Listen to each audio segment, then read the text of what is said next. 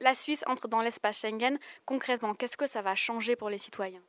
Alors Schengen veut dire pas de contrôle systématique de personnes à la frontière par le simple fait qu'elles traversent la frontière. Par contre, Schengen arrive, le contrôle douanier reste. Ça veut dire que si vous traversez la frontière, vous faites contrôler exactement comme aujourd'hui en matière douanière.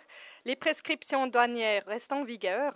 Et quand vous traversez, le plus gros du trafic, comme aujourd'hui, peut traverser librement. Par contre, il y a un douanier qui fait une sélection, notamment en relation avec une analyse de risque, et qui après, le cas échéant, sort l'une ou l'autre voiture, pose quelques questions et s'il estime nécessaire, peut faire un contrôle approfondi de la voiture et des marchandises ainsi que de la personne qui est dans la voiture. Lorsque vous parlez d'analyse de risque, concrètement, qu'est-ce qui peut mettre la puce à l'oreille du garde-frontière?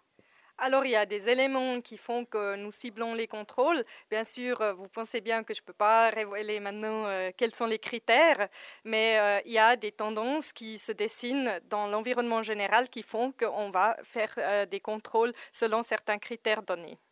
Est-ce que le citoyen peut refuser un contrôle d'identité? Alors, quand il fait l'objet d'un contrôle douanier, le citoyen peut se faire contrôler ou peut avoir un contrôle de personne pour ce contrôle douanier, par exemple pour savoir où vont ces marchandises ou d'où il vient. Ensuite, il peut se faire contrôler pour des raisons de sécurité de nos agents. Et finalement, il peut se faire contrôler s'il y a un soupçon policier qui apparaît durant le contrôle douanier.